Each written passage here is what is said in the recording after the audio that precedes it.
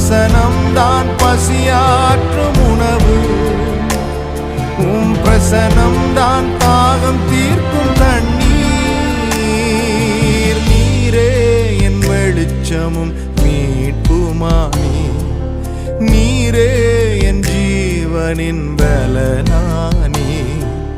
நீரே என் வெளிச்சமும் மீட்புமானி, நீரே என் ஜீவனின் பலனானி.